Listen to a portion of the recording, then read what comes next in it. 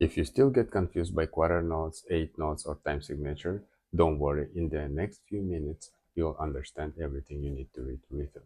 Hello everyone, my name is Nazar, and today I'm going to demystify the idea of time values and time signature. I'd like to start with time values, and then we will connect them with time signatures. Let's start. Time values, the length of sound.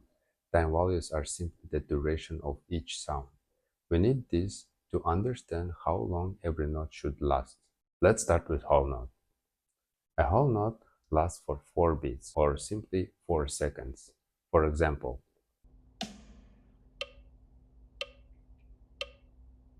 on piano or any melodic instrument, you play a note and hold it for 4 beats. This is whole rest, pause, or it means to be silent for 4 beats or seconds.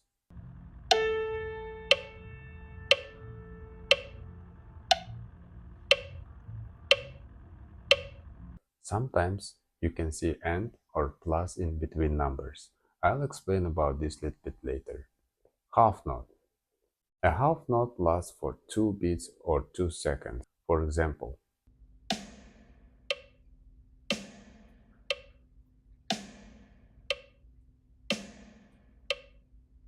this is half rest, or like this.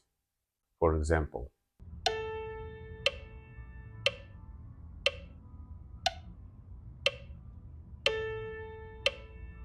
quarter note. A quarter note equals 1 beat or 1 second. For example,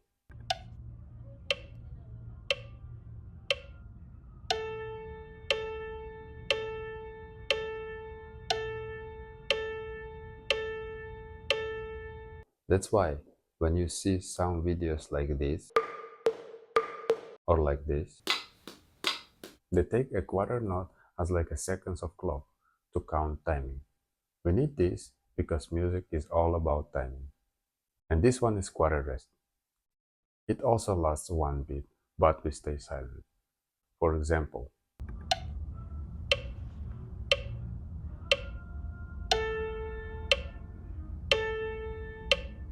or like this.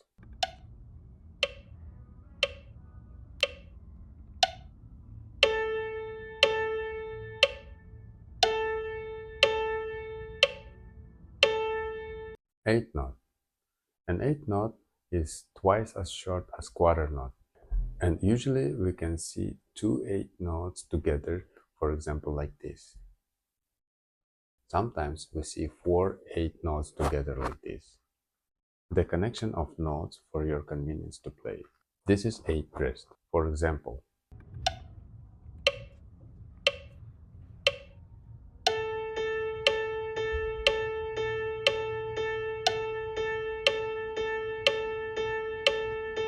subdividing the beat 8 notes. Do you remember I was telling about and plus in between of numbers? Now imagine this. We have 4 quarter notes. 1, 2, 3, 4. If we divide each beat into 2 8 notes, we get an extra count in between. 1 and 2 and 3 and 4 and. The numbers are the main beats quarter notes. The and or plus represents the 8 notes in between. We count like this to keep the rhythm accurate, especially when playing faster or smaller note values. Since 8 notes are twice as short, we play 2 of them in one beat.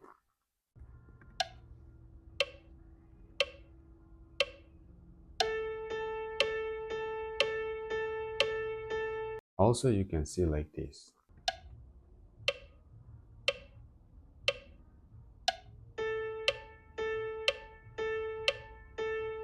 Next, we have a 16th note. A 16th note is 4 times shorter than a quarter note. So, in one beat, we play 4 notes. We count them like this. 1 E and 2 E and 3 E and 4 E and this is 16th rest. For example,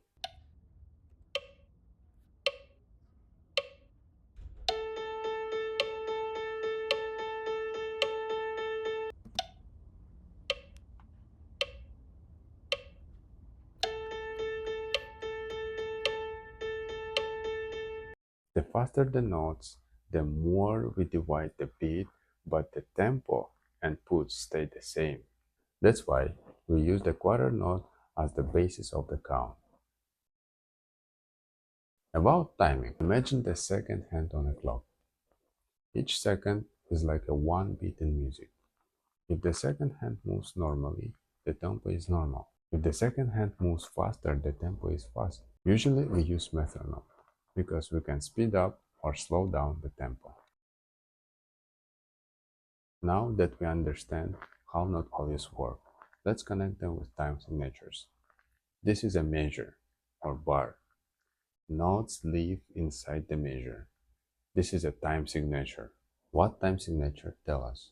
Time signatures are the numbers you see at the beginning of the piece of music.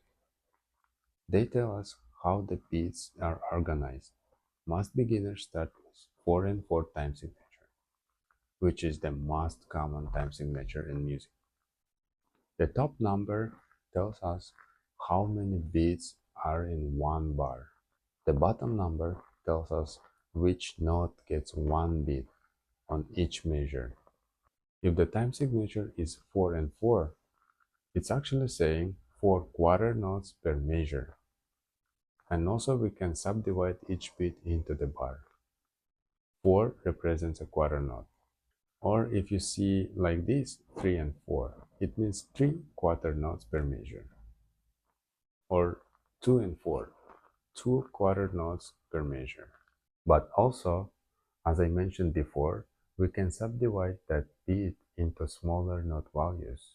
For example, it can be like this.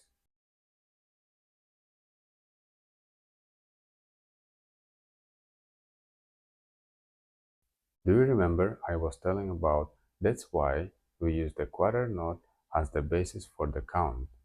So I'll give you some rhythmical examples and you can try to clap.